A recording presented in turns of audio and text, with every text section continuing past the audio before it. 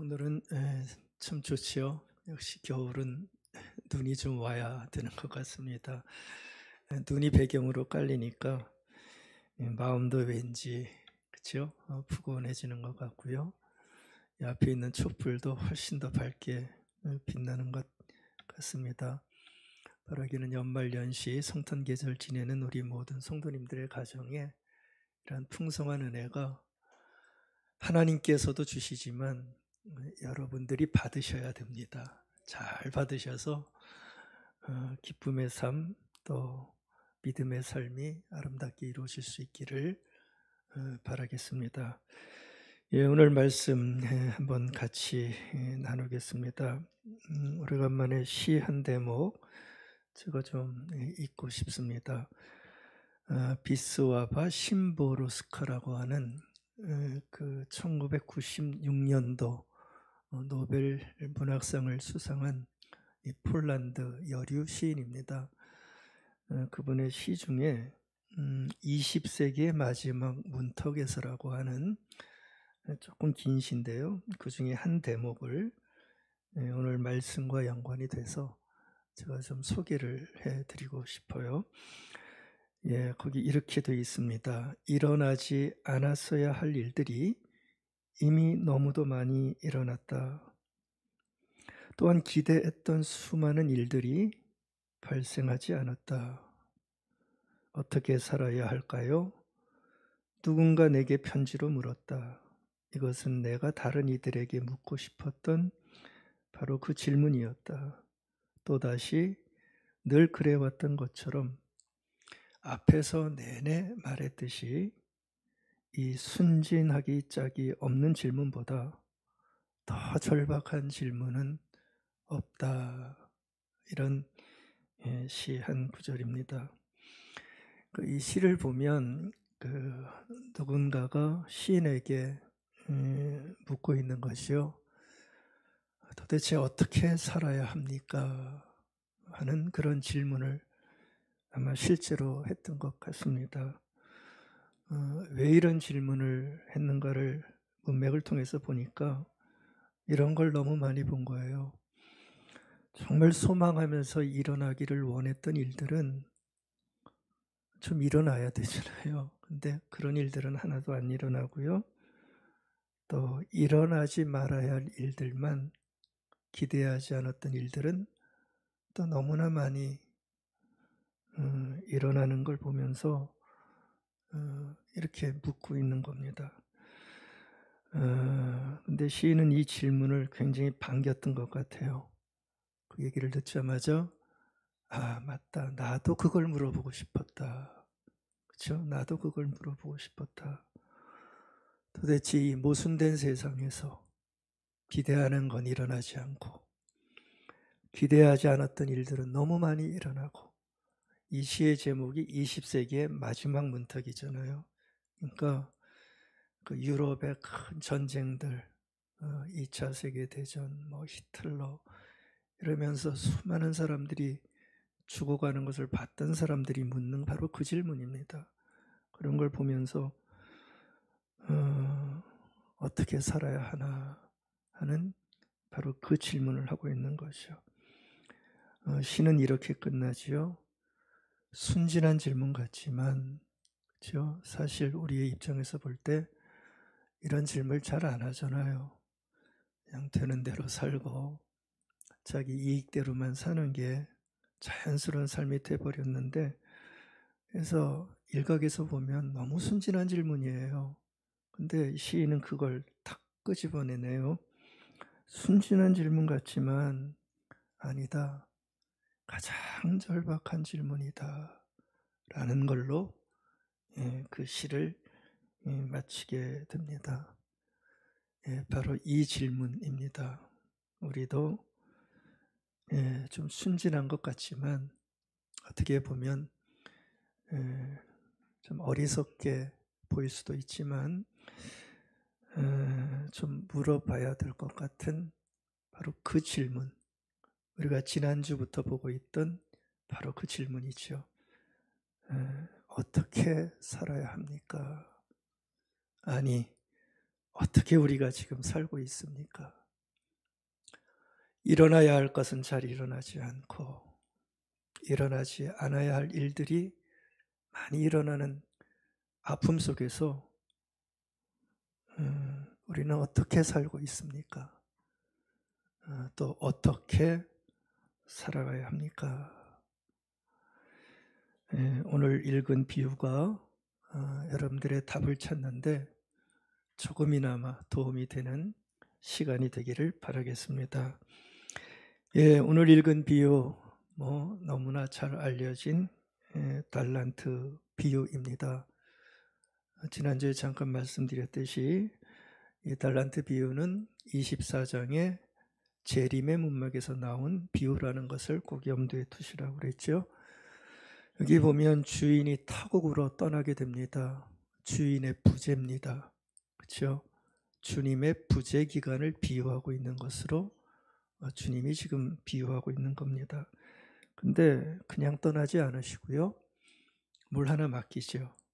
달란트를 주인이 길을 떠나면서 맡기게 되어져요. 그리고 구절을 보면 그 맡긴 거에 대해서 그냥 니들 마음대로 해라 하지 않고 주인이 어떻게 하죠? 다시 옵니까? 안 옵니까? 다시 오십니다. 중요한 관점이죠. 주님이 다시 오십니다. 다시 오셔서 결산한다. 그렇게 얘기하시죠. 그게 14절과 19절 사이에 있는 상황을 얘기하고 있습니다. 여러분들 이 19절에 나온 결산이라는 말 한번 좀 잘 한번 마음에 새기시기 바랍니다. 이 결산이라는 단어를 들으시면 느낌이 어떠세요? 저는 굉장히 부담스러운데 그리고 때로는 두렵기도 한 단어가 이 결산이라는 단어입니다. 근데 여기 보면 굉장히 무겁고 책임이 요구되는 두려운 단어인데 그거를 돌아와서 지금 주인과 종 사이에서 이 결산이 있게 된다. 그걸 지금 얘기해 주고 있는 거죠. 없으면 좋겠죠. 그렇죠? 그냥 뭐 마음대로 다 해. 그걸로 끝이야 이러면 좋겠는데 근데 다시 오실 주님은 다시 오신 주님은 그렇지 않고 결산하시겠다는 겁니다. 이 의미를 여러분들 좀 이해하시겠죠? 결산하시겠대요. 그래서 주님께서 지금 비유를 말씀하시는 거잖아요. 내가 재림할 거다. 24장에서 너무나 이상한 얘기를 하시고 그러면서 25장에 와서 바로 이 얘기를 하는 거예요. 결산이 있을 테니까 무슨 얘기입니까? 잘 살아라 이 얘기죠. 그렇죠? 그래서 25장에서 세 가지 비유 있었다고 그랬어요. 지난주에 봤던 열처녀 비유, 오늘 본 달란트 비유, 뒤에 나오는 양과 염소의 비유를 여러분들이 보시면 알겠지만 그게 다 어떤 비유지요? 결산을 염두에 두고 말씀하신 비유들입니다. 결산이 있는데 그렇다면 너희들 어떻게 살아야 되겠냐? 그걸 말씀해 주시는 주님의 가르치심이 아마 되겠죠. 지난주에 열처녀 비유를 통해서 주님은 이렇게 말씀하셨어요. 깨어 있어라. 기억나십니까? 깨어 있어라. 기름을 준비하고 있어라. 등만 가지고는 안 된다. 이 말씀 해주셨고요. 오늘 말씀도 사실은 직접적으로 결산이라는 단어를 쓰셔가지고 우리가 다시 오실 주님을 만나기 위하여 어떻게 살아야 되느냐 그걸 지금 얘기를 해주고 있는 거죠.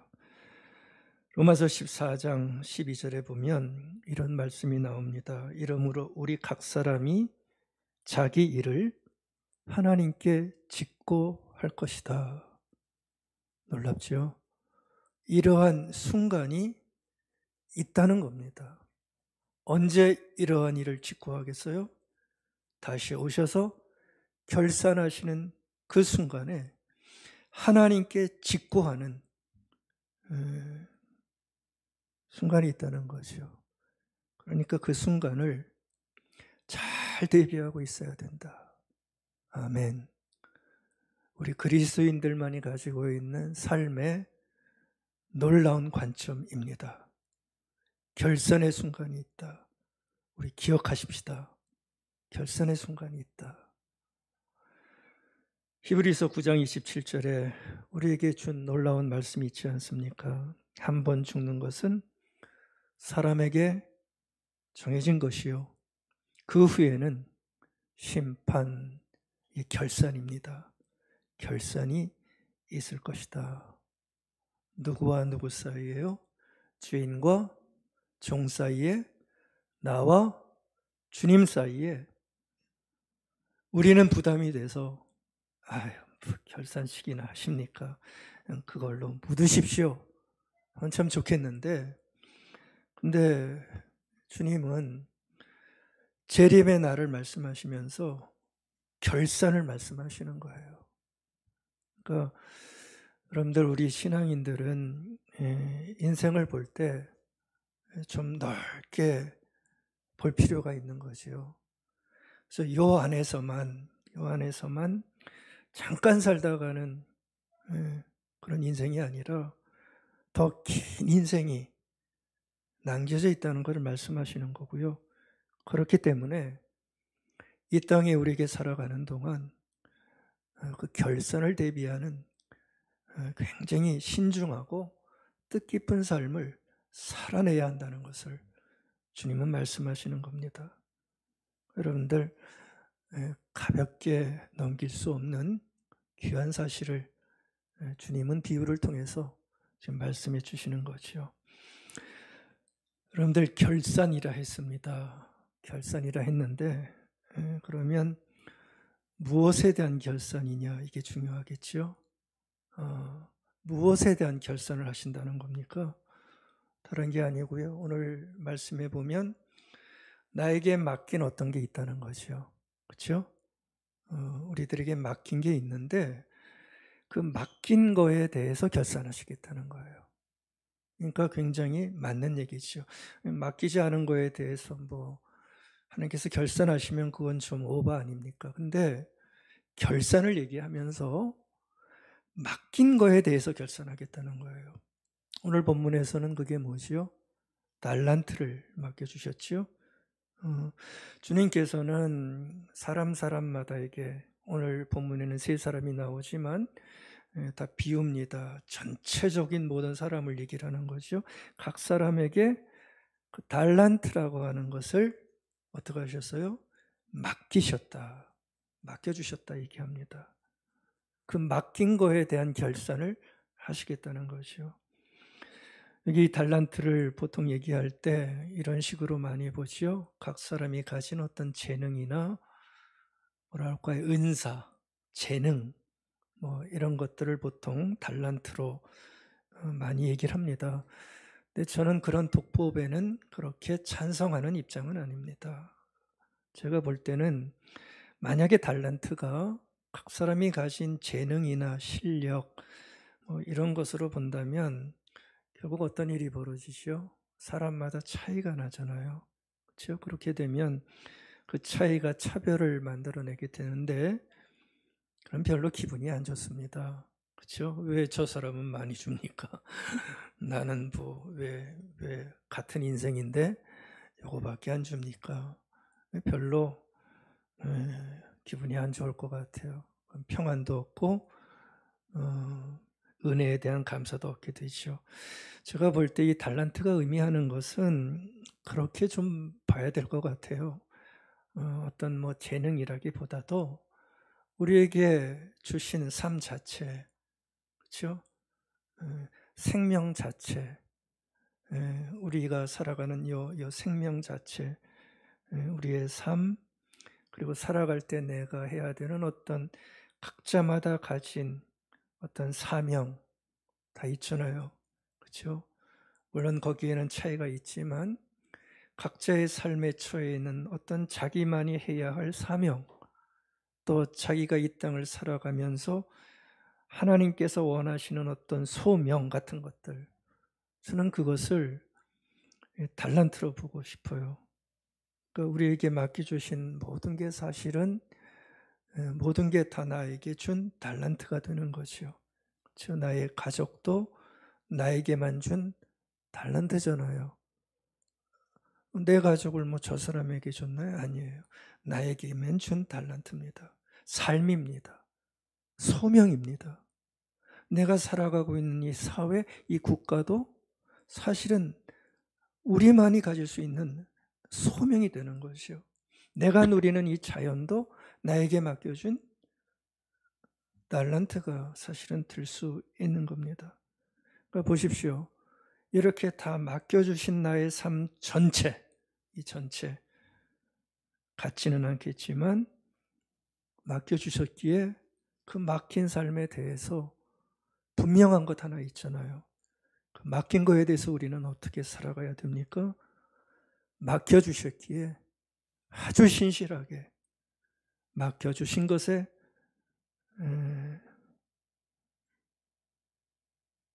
걸맞게 주신 분에 대한 응답을 하면서 살아가는 것이 우리의 삶의 소명이 되어야 한다는 것, 그것을 얘기를 해주고 있는 것이죠. 여러분들 19절 이하에 보면 드디어 떠났던 주인이 돌아오시는 장면이 나옵니다. 그렇죠?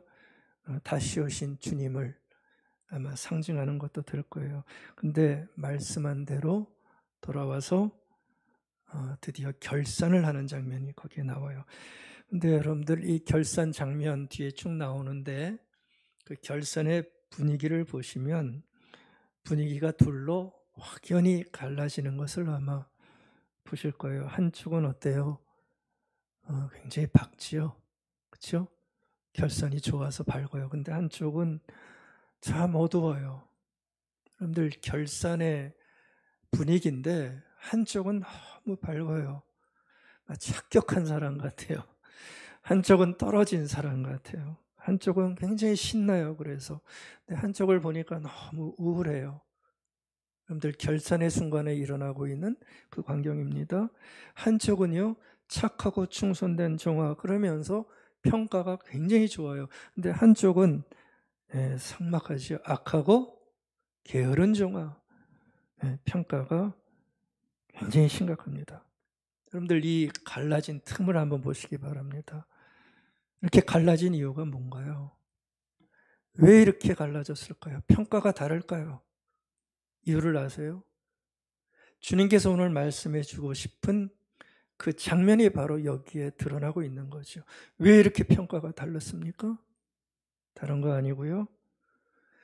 주께서 맡겨주신 거에 대한, 주인이 맡겨주신 거에 대한 응답, 그 응답의 차이가 바로 이와 같이 달라진 결산의 모습을 보여주고 있는 거잖아요. 그렇죠?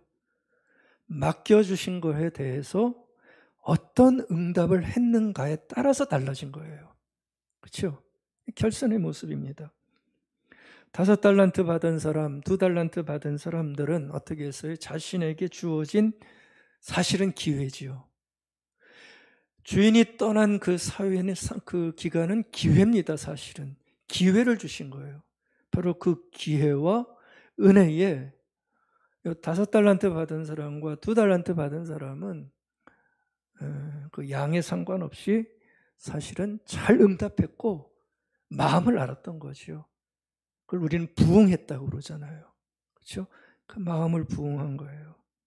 근데 그 한 달란트 받은 사람 결산의 풍경이 굉장히 아픈 그 사람을 보면 왜 그런 결과를 얻게 됐습니까?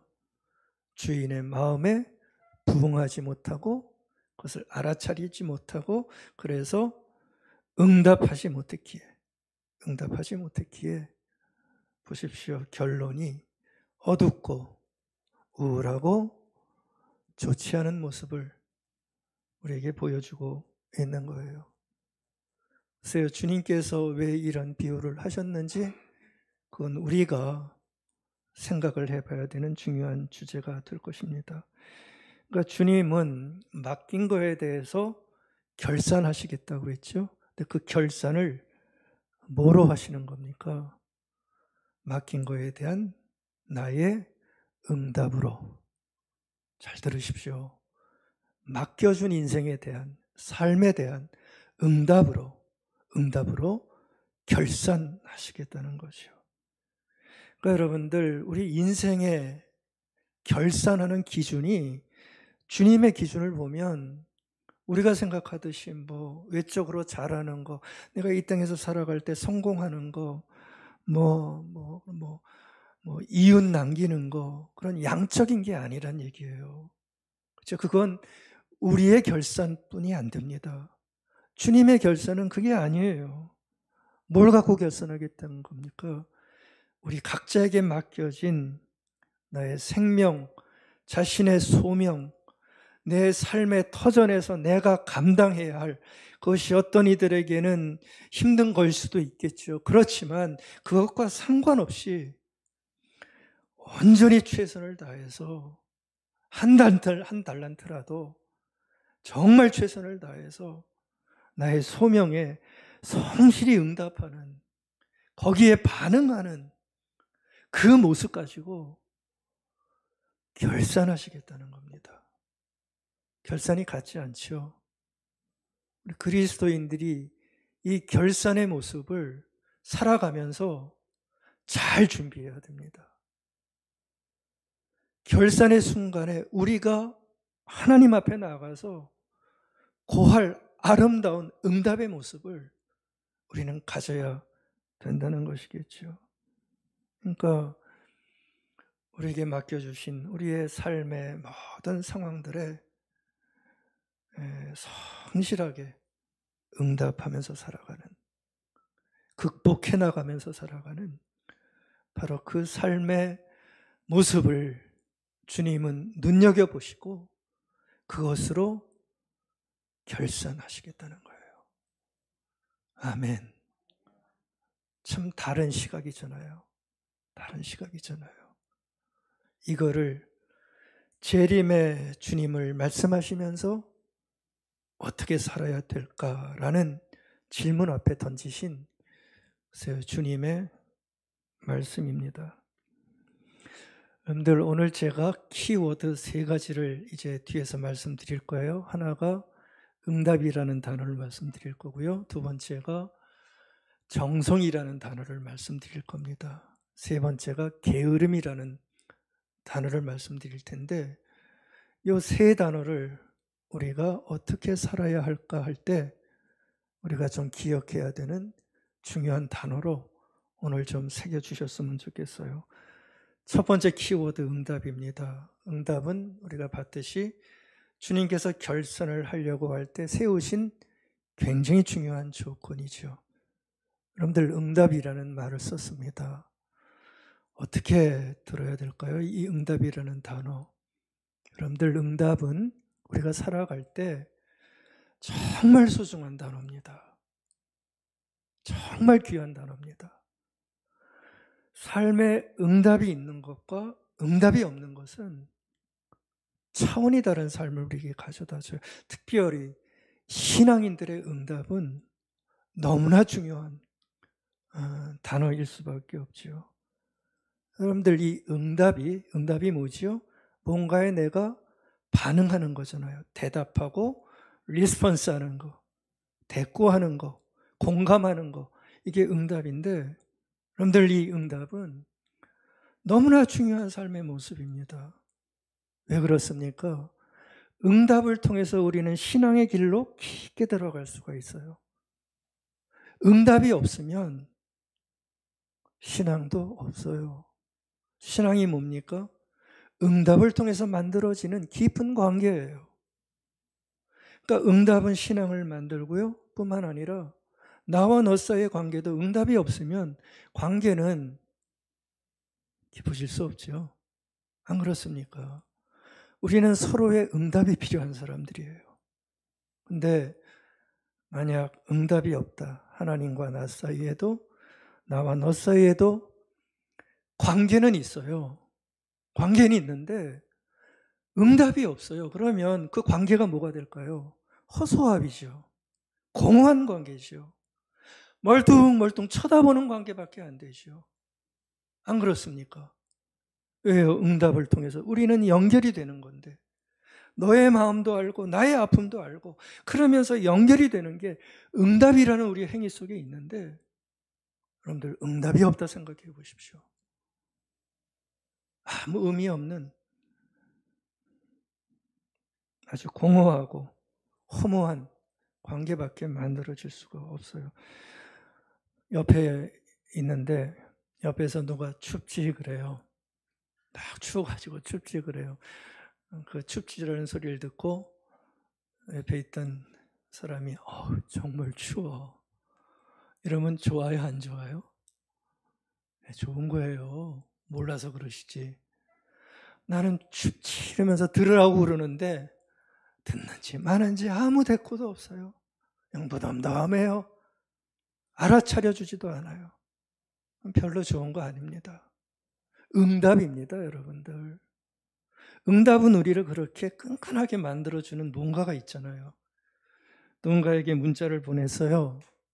문자를 보냈어요. 근데 봤어요. 봤는데도 아무 응답이 없어요. 뭐 상대방은 봤는지 안 봤는지 모르지만 대부분은 봅니다. 근데 여러분들이 보냈는데 아무 대꾸가 없어요. 기분이 어떠세요? 좋지 않지요. 그렇죠? 좋을 수가 없습니다. 그건 예의가 없는 겁니다. 그렇죠? 여러분들 무응답은 우리 삶에 굉장한 상처를 줍니다. 멀게 만들어요. 그러니까 응답은 우리의 삶에 반드시 있어야 됩니다. 하나님과의 관계에서도 우리의 삶의 일상에서도. 그래서 상처가 있을 때 상처를 보면서 아무 상관이 없다고 생각하는 게 아니라 상처에 반응하고 응답하는 거지요. 약한 자의 모습을 보고 약해서 싫다 떠난다가 아니라 약한 걸 보고 응답하는 거예요. 아픔을 느끼면서. 거기에서 삶의 풍성함이 열리게 되는 거라고요. 여러분들 응답은 이렇게 중요한 삶의 조건입니다. 신앙은 응답을 통해서만 깊어질 수 있어요. 다시 말씀드립니다. 우리의 신앙은 하나님과 나 사이에 있는 서로의 응답을 통해서만, 그 반응을 통해서만 깊어질 수 있어요. 만약 여러분들이 응답을 안 하신다면 앞에서도 말씀드렸듯이 그것은 공허한 관계밖에 되지 않습니다. 지금 이 달란트의 비유를 통해서 하나님께서 말씀해 주고 싶으신 것은, 내가 너희들에게 삶을 맡겼다면 그 맡긴 은혜와 은총과 사랑에 반응하고 응답하는 모습을 좀 보여달라는 거예요. 열심히 살고 최선을 다하는 삶으로 보여달라는 말씀을 하고 계시는 거죠. 예레미야 33장 3절에 보면 이런 말씀이 나옵니다. 너는 내게 부르짖으라. 내가 내게 응답하겠다. 내가 알지 못하는 크고 은밀한 일을 내게 보이겠다. 이런 말씀을 하십니다. 무슨 말씀입니까? 내가 하나님을 부르면 내 입장에서 하나님을 부르면 하나님이 응답하시겠다는 거예요? 응답하시지 않겠다는 거예요? 하나님이 응답하시겠다. 놀랍지 않으세요? 하나님이 내가 뭔데, 내가 부른다고 하나님이신데도 응답하신다는 거예요. 좀 느끼시고 받으셨으면 좋겠네요. 내가 뭔데 부른다고 응답합니까? 여러분들은 누가 부른다고 하찮은 사람이 부르면 응답합니까? 요즘 세상이 그렇습니까? 아무 힘없는 사람이 부르면 응답합니까? 그런 법은 없습니다. 근데 여기 보니까 네가 나를 부르면 응답하겠다. 더 놀라운 건 네가 알지 못하는 크고 놀라운 일까지 네가 불렀으니 내가 응답해서 가르쳐 주겠다. 여러분들, 그러면 하나님도 응답하신다는데 하나님이 나를 부르시면 나에게 말씀하시면 어떻게 하시겠어요? 응답하시겠어요? 안 하시겠어요? 응답해야 되는 게 맞는 것이요. 여러분들 신앙은 그림 나왔나요? 하나님과 나 사이의 응답을 통해서만 신앙은 아름답게 성립이 되어지고 그때 비로소 깊어지는 거예요. 내가 하나님을 부르지도 않고 하나님은 나에게 응답하지도 않고 서로 모른 척 그냥 존재 자체로만 멀뚱멀뚱 있으면 거기에서는 사건도 신앙도 일어날 수가 없죠. 그래서 물어야 되는 겁니다. 난 얼마나 응답하는가. 여러분들 다른 거 묻지 마시고요. 하나님 앞에 나는 얼마나 응답하는가.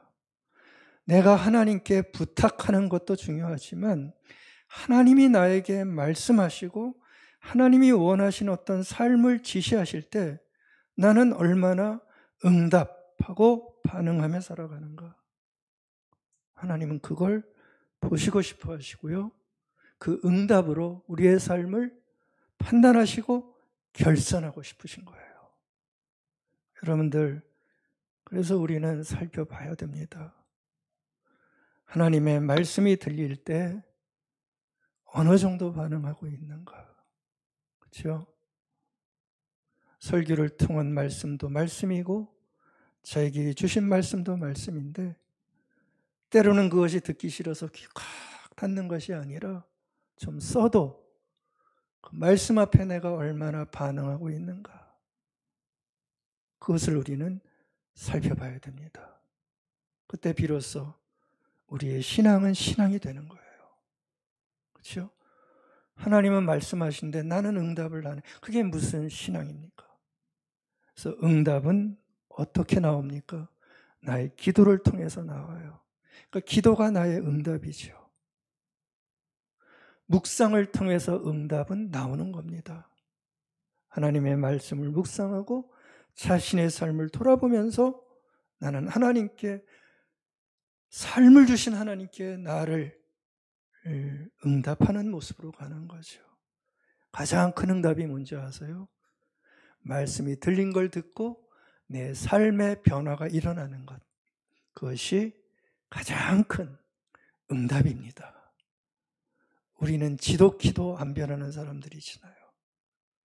저도 그렇고 여러분들도 그렇고 세임이에요. 그러나 깊이 생각하면서 끊임없이 기도하고 묵상하며 자기를 발견하면서 말씀에 응답하여 내 삶을 변화시켜 나갈 때 하나님은 기뻐하시고 우리의 결산의 순간은 더욱더 밝아질 수 있는 삶을 살 수 있게 되는 것입니다. 오늘 비유에 중요한 응답 두 가지 있어요. 이 응답도 여러분들 꼭 기억해 두시기 바랍니다. 첫 번째는 충성. 제가 아까 말씀드렸죠. 이건 정성입니다. 저는 충성을 정성으로 번역을 하는데 그것이 정성이고요. 두 번째가 게으르지 않는 것. 이 두 가지 응답의 모습이 하나님께서 우리에게 맡겨진 삶을 살아갈 때 우리에게 필요한 하나님을 향한 중요한 삶의 응답입니다. 이 두 가지 응답 여러분들 꼭 기억하십시오. 21절, 23절입니다. 거기 보면 이런 말씀이 나와요. 잘하였도다. 착하고 충성된 종아. 내가 적은 일에 충성하였음에 내가 많은 것을 내게 맡긴다. 이런 주님의 평가죠. 결산이 있습니다. 이게 지금 5달란트, 2달란트 받은 사람 모두에게 지금 내리신 주님의 결산이었죠. 그러니까 이런 결산이 나온 건 왜 그래요? 충성을 다해서, 그러니까 삶의 정성을 다해서 어떻게 했어요? 맡겨준 삶에 반응하고 응답했기에 더 많은 걸 내가 맡겨주고 싶다. 이러한 결산을 끌어낸 거죠. 그렇죠? 여러분들 이 정성이라는 단어 오늘 중요한 단어로 받으셔야 됩니다.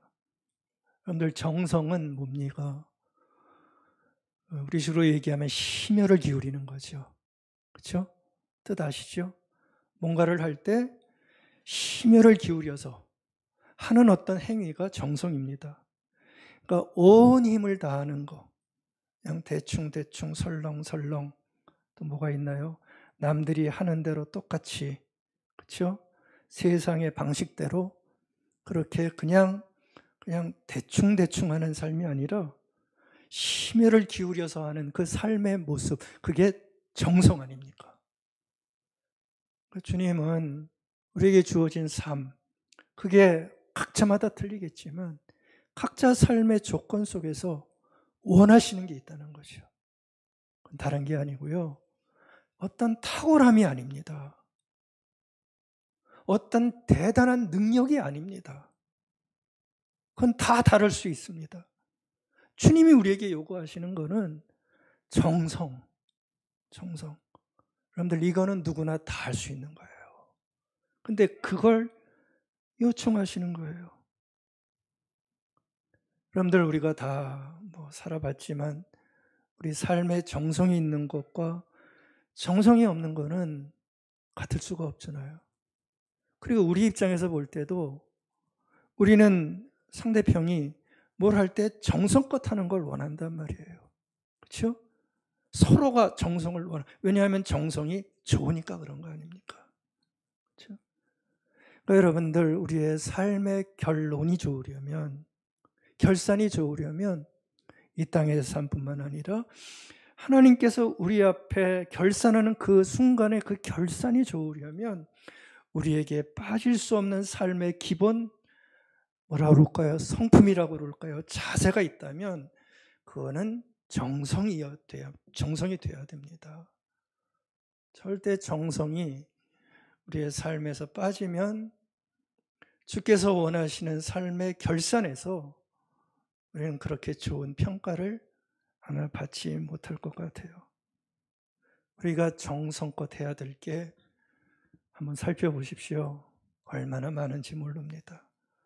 삶의 모든 과정이 사실은 다 정성이죠. 그래서 그 정성이 들어가면 참 많은 변화가 일어나요. 물론 고단한 때도 있고 아픈 때도 있어요.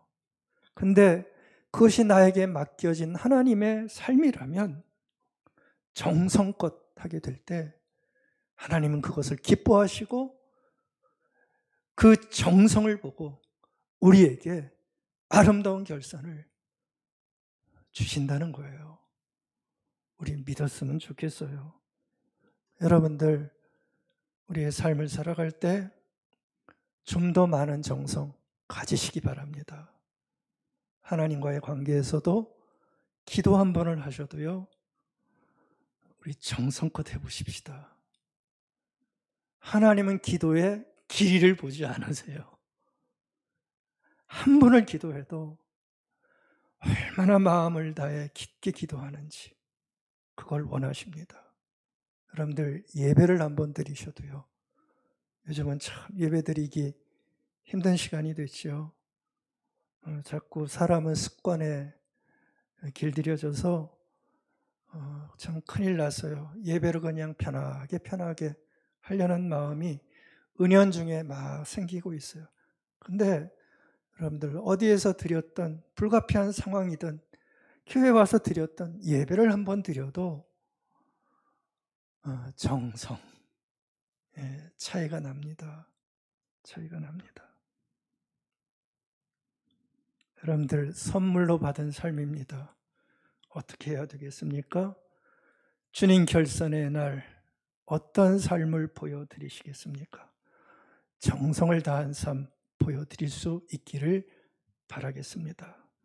그래서 정성은 하나님께서 우리에게 베풀어 주신 은혜에 대한 놀라운 반응이고 응답입니다. 이런 응답이 많이 생기기를 바라겠습니다. 두 번째 응답이 게으르지 않는 겁니다. 그러니까 정성을 다하려면 게으르면 안 되겠죠. 이 게으름의 의미를 좀 더 설명드릴게요.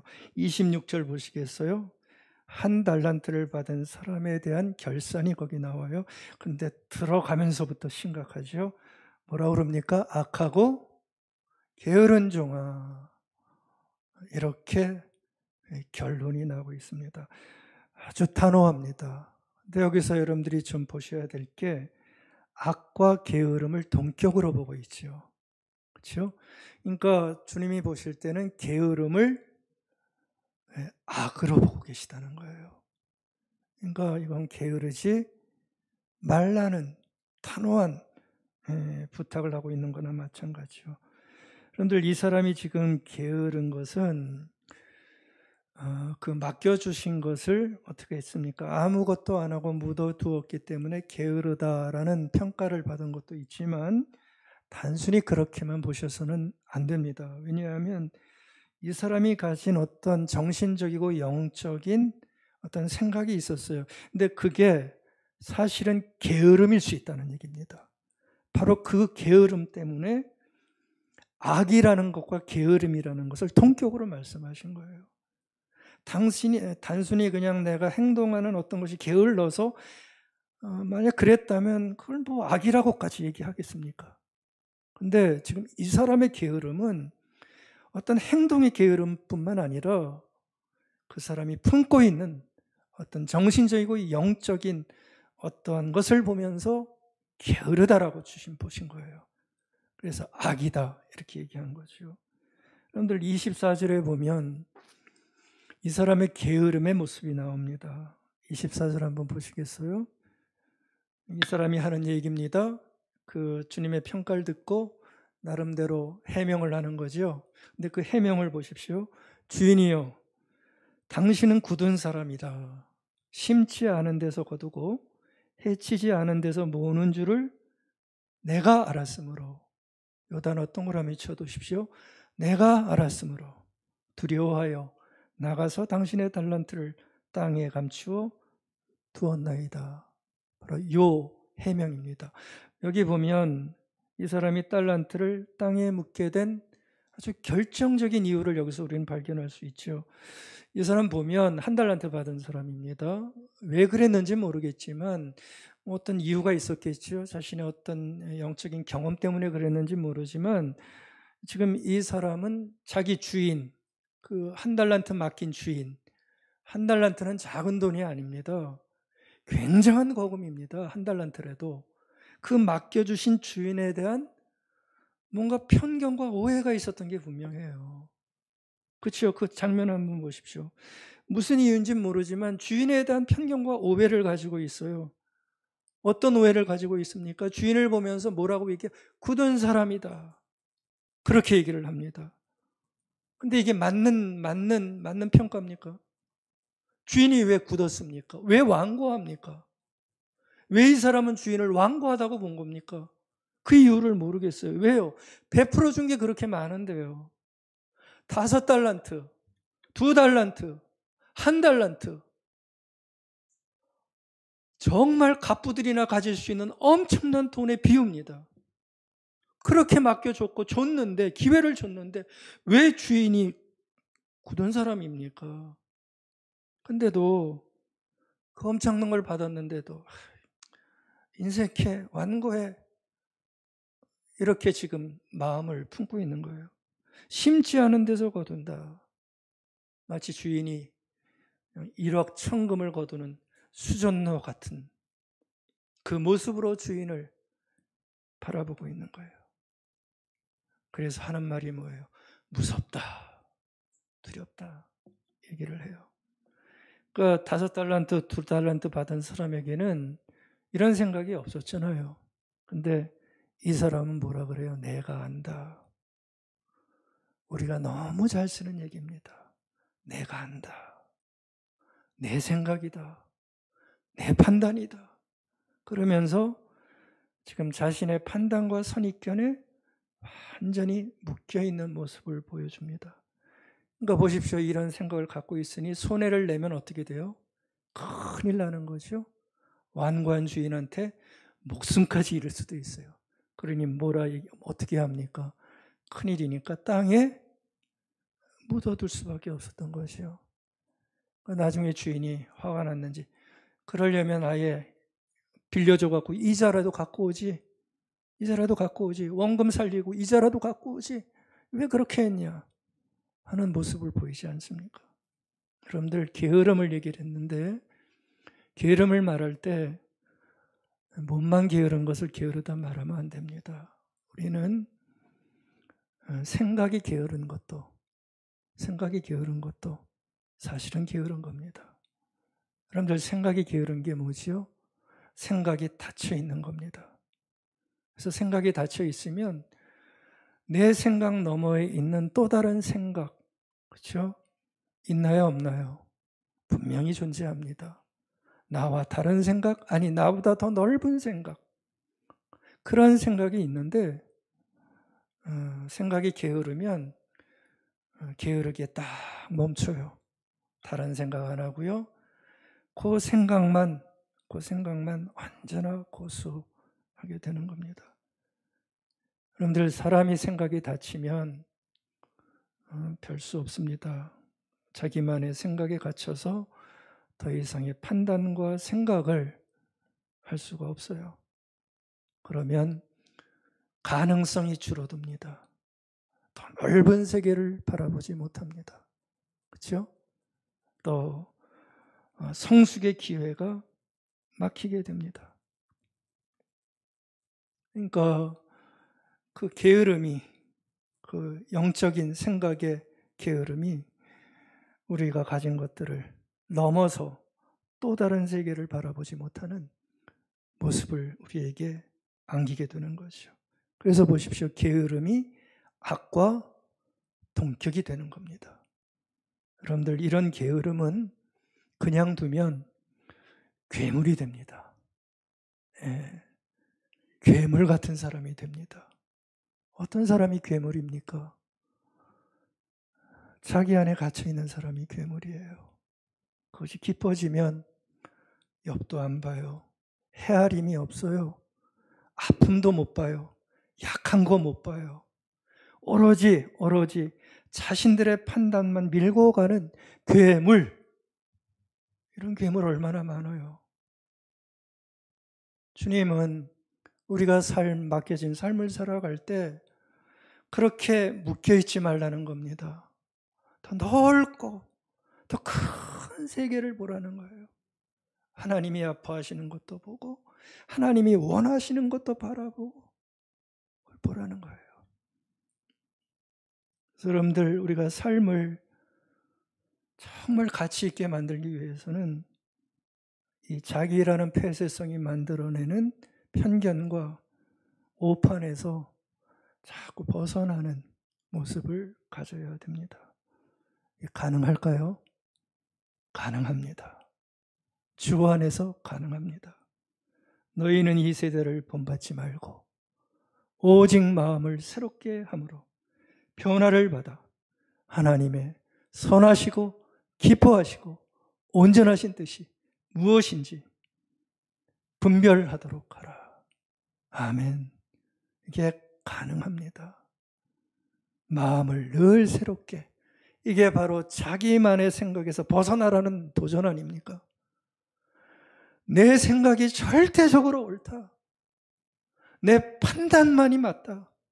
뭘 보든지 거기에서 벗어나라는 거예요. 새로워지는 거예요. 그럴 때만이 우리는 의미 있고 가치 있는 편에 서서 살아가는 거예요. 바로 그 말씀을 해주시는 겁니다. 에레미야가 3장 23절 너무나 아름다운 고백이 나와요.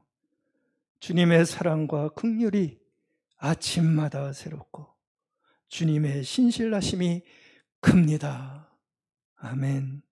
여러분들 이런 귀한 고백 우리가 가능하고 또 해야 되는 고백 아닙니까? 아침마다 새롭다. 아침마다 새롭다. 하나님의 생각으로 새로워져서 자기를 고쳐나가는 삶의 모습이 우리에게 필요한 거죠. 그렇게 될 때 여러분들 우리의 마음속에는 따뜻함이 생기고 세상이 보지 못하는 이해를 갖게 됩니다. 배려를 갖는 삶을 살 수가 있게 되어집니다. 말씀 맺겠습니다. 처음 시로 돌아갑니다. 일어나지 않았어야 할 일들이 이미 너무도 많이 일어났다. 또한 기대했던 수많은 일들이 발생하지 않았다. 어떻게 살아야 할까요? 여러분들도 대답하시기 바랍니다. 어떻게 살아야 되겠습니까? 맡겨주신 삶에 정성을 다해서, 최선을 다해서 응답하시면서 우리 살아가십시다. 그때 결산의 아름다움이 우리에게 있게 될 것입니다. 대림의 계절에 이 같은 삶을 살아가는 더 큰 준비가 우리 모든 교우님들에게 있기를 축복하고 바라겠습니다.